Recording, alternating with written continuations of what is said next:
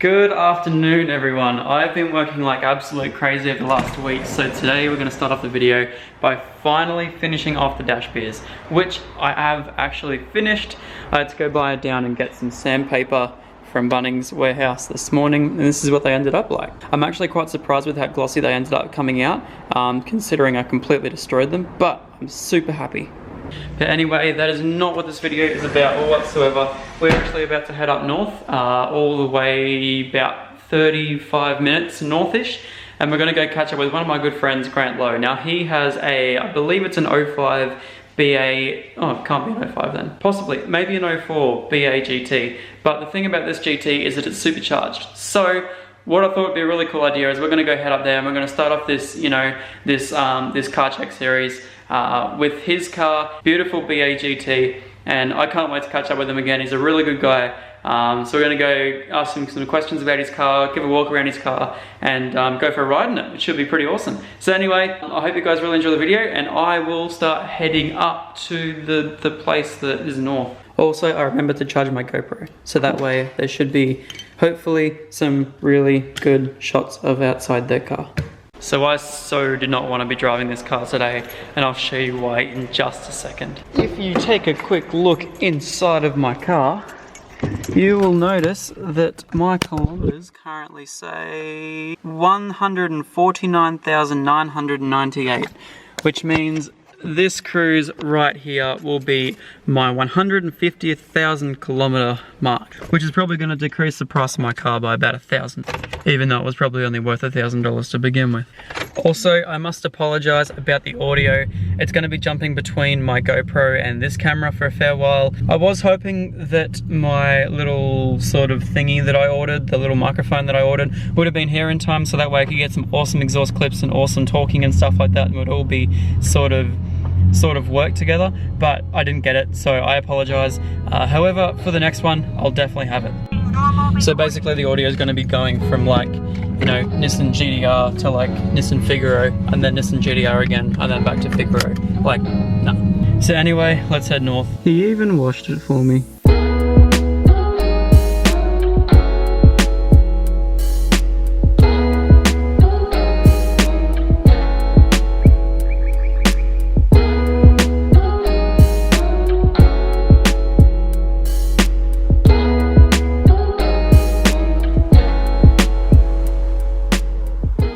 So this is Grant right here. This is his, what, BA 2004? 2005. 2005 BA GT. Alrighty, what sort of stuff's done around the outside? On the outside of the cars, first start off with I've put in angel eye headlights car, to give it that bit of extra appeal. To try and be like me.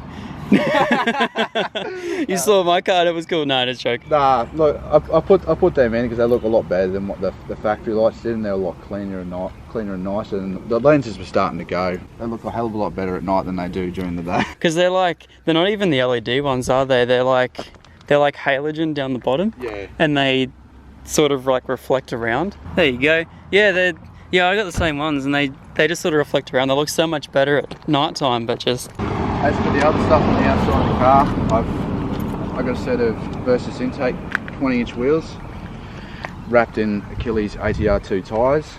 Not the best tyres, but they're tyres. I wasn't going to say anything. Also, I've done myself a little bit of a brake upgrade on the front, as you can probably see by these bright yellow shiny things. A big bit of a brake upgrade, bloody hell. The BA GTs come standard with factory two-pot PBR brake, which is probably found on the same as Zach's car, and I was getting a lot of brake fade around the track after about 2 or 3 laps, so I thought, nah, I need to up the ante, get some bigger brakes. So the XYZs were the way to go. Looking at a set of brakes for theirs, I would definitely recommend these. These are probably the best value for money that you're going to find. I think I paid $2,200. That was about 3 years ago. Yeah. So definitely made a massive difference. There's not really too much else to say about the outside. It's all pretty standard. I mean, I replaced, these come factory, which is standard Ford badges on the outside of the cars. It's usually up here. I've replaced them all with chrome FPV badges. I didn't actually notice. That looks heaps better. Yeah. makes it pop and makes it look so much better, neater and nicer. That was mainly an FG thing, but they did do kits to put on the BAs, and I always quite liked them, so I thought I was going to get myself a set of these. Just for the inside of the car, again, there's not too much going on in there. It's all pretty factory standard. Pretty factory standard. It comes with standard. You can even come around the other side as well. And manual too. That's the best thing about it. Always had to be manual. V8 was definitely got to be manual. It's a bit slower than an auto, but it's fun. I love it. Inside, like I said, I've done a few things. Like, there was only ever Ford badges in the centre there. I've replaced them with FPV badges. I've got a couple of we've got ourselves a set of custom-made floor mats that were made by Prestige Mats. They're a really good company. I love their work. I've seen it on a few other people's cars, and yeah, I had to have them. They do blend quite well in with the rest of the interior. It's custom stitched to the same as what the seats are, all colour-coded stitching. Yeah, time for let me show you all the goodies. Yeah, this is why I was hoping there was going to be boost cages in there. I could be like, oh, so these came out with not a supercharger on them. There we go. Here's all the goodies inside here. It's so pretty. So basically, start off with, I have colour coded my rocker covers to the car. Obviously, to start off with, I've done this right here, which is not any of that, but I've done that pod filter there. That's cool. Look, yeah, I wasn't a fan of the blue on yellow. Blue on yellow isn't a very good contrast to me, so I've painted up the yellow rocker covers to make it blend in with the car a little bit more. My mate Ron made me up this overflow cover out of alloy, and all nicely polished up. Just makes it tidy up, and it does fit in with what I'm going to talk about next. Yep. Oh man. This is a 2.8 litre Kenny Bell liquid cooled system. At the moment, the blower is only running on about 6 pounds of boost, making roughly about 500 horsepower at the rear tyres. But yeah, no, it puts it down quite nicely when I can get traction. Yeah, that's it. This right here is my Blue Power intake, which came with the kit from, all supplied by the guys at Blue Power Performance in Melbourne.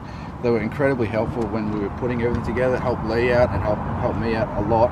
Couldn't ask for better. Chris from Blue Power just knows everything about 5.4 litre engines.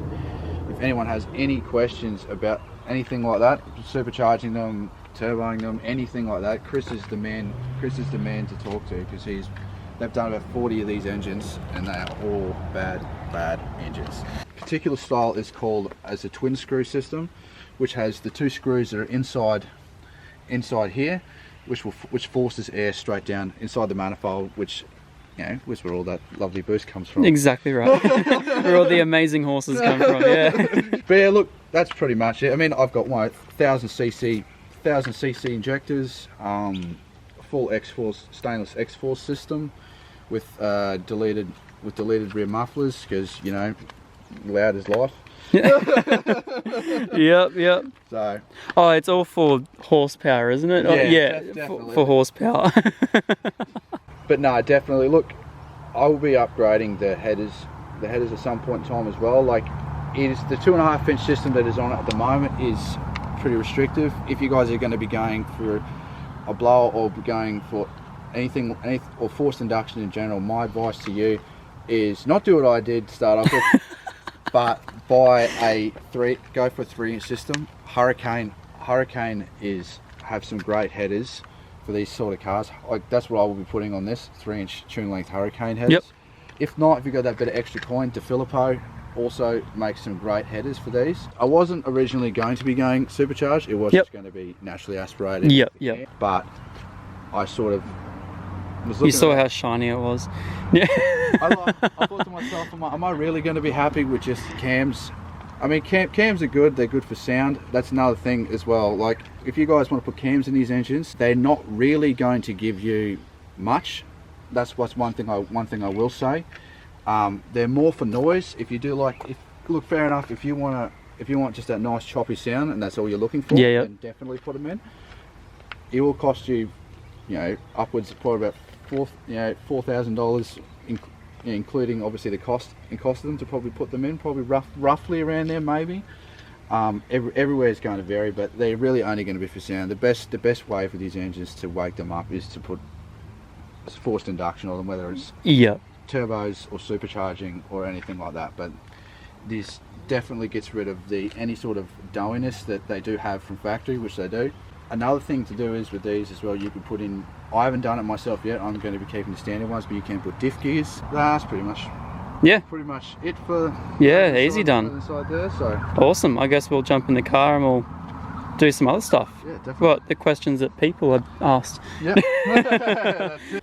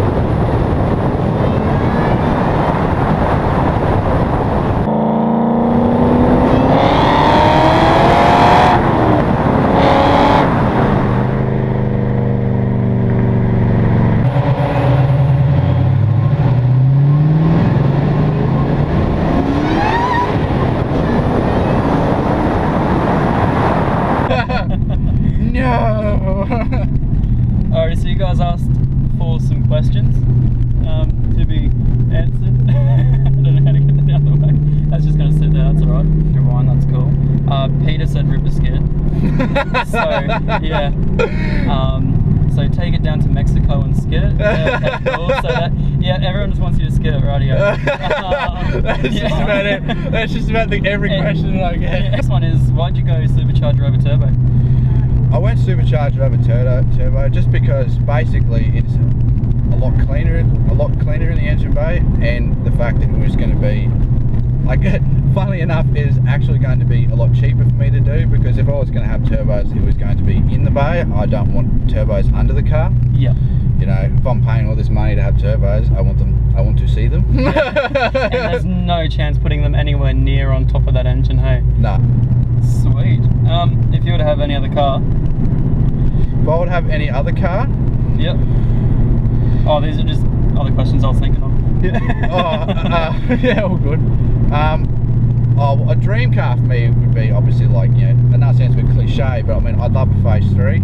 Yep. Phase 3 would be awesome car. And pretty much any old like XY, XR, XA, XB, anything like that would be awesome. I'd love to have something like that. Just some big old cruising car. I mean, I'd probably trade every piece of plastic imaginable for something old. It's just the older cars have got more character about them. I love this, but yeah, as I'm sure we'll be aware of that. I also would like an F6. There's another car I would like to own. Yep. But I would not get rid of this to get an F6, just for the sheer fact that I love the Barrett engine. The Barrett engine's great. You can get a lot more power, a lot easier out of those engines. And putting 12k into this for a supercharger versus putting 12k into a Barrett, it's like there's no comparison in how much they're going to gain. Oh, the gains in the Barrett 4 litre are phenomenal with minimal mods. Yeah. These you've got to sort of dump a fair bit of money into them to make them go. But I did it because it was different. But yeah, look, an F6 would be another car I'd want, just for the fact that, you know, I do love turbo power. I was actually looking at an F6 before I bought this one. Yep. But every F6 that I found, B series wise, that was you know, around the same price, were all flogged out. They were all dented and scratched up, and they weren't really what I wanted. So yeah, you know, and you can't beat the sound of V8. So exactly right.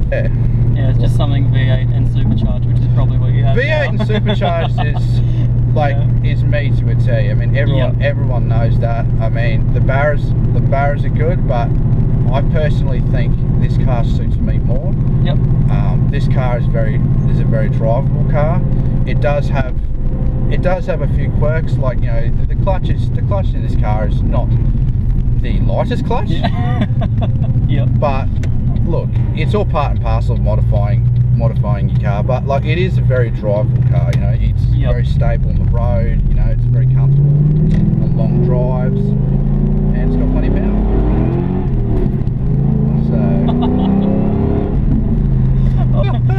So I guess which brings us on to how much power and how much torque does this car have? The car makes roughly around 500 horsepower and 780 newton meters of torque.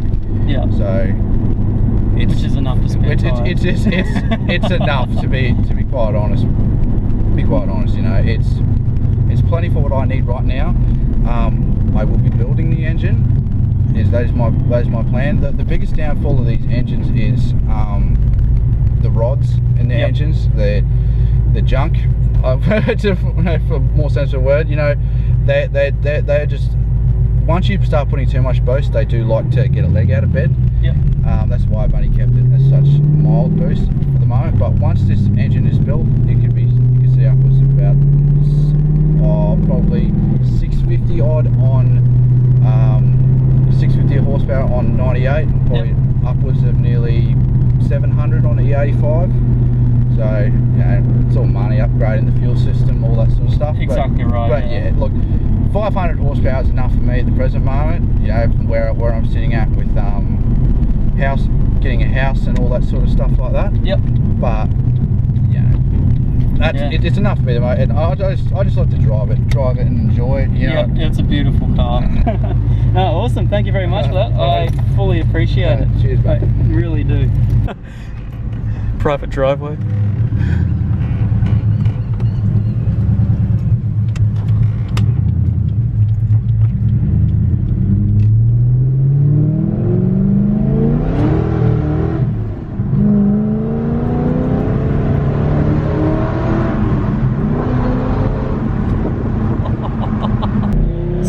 We were just about to finish, and then one of my mates, or one of his mates too, we're going to head back down to the dam because he has a drone and he was going to go do some drone footage.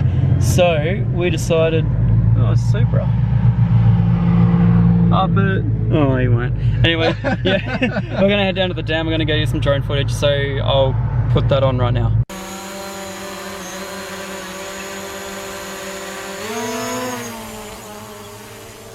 I haven't got the back end rev yet.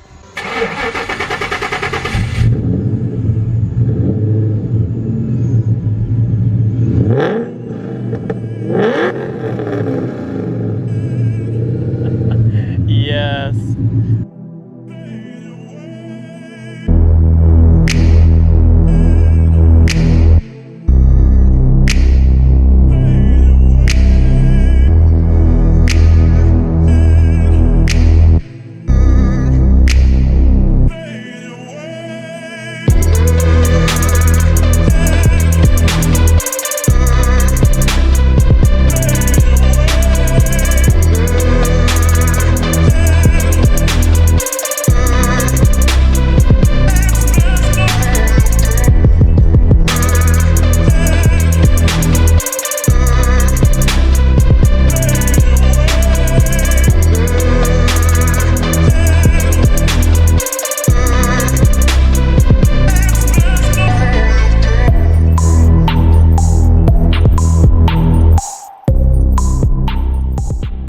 Alright guys, so we just made it back home, and can I say, like, I have no idea. I'm just about to edit this video and I'm just looking through the drone footage.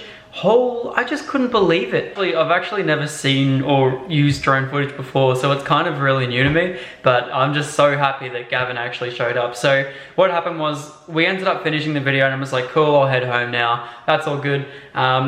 We made an amazing video, and then Gavin showed up at Grant's house as we were just getting back, and he's like, I'm just about to go take my drone out to the dam. Do you guys want to come? I'm just like, yeah, I guess, if it's alright with you guys. We ended up going down there for about an hour or so, just filming his car with the drone. I just want one so badly right now. I can't thank Gavin enough for that footage. And Grant, you are an absolute legend.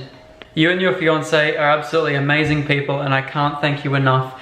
So what actually happened was, Grant called me, I think it was last Sunday, and he said, dude, I love your videos. You know, I'm gonna be home all week. You know, I'm really keen. If you want content, you know, I'd love to make a video with you. And I'm like, I need to do this. I knew it was now or never. I'm so happy that Grant let me do that with him.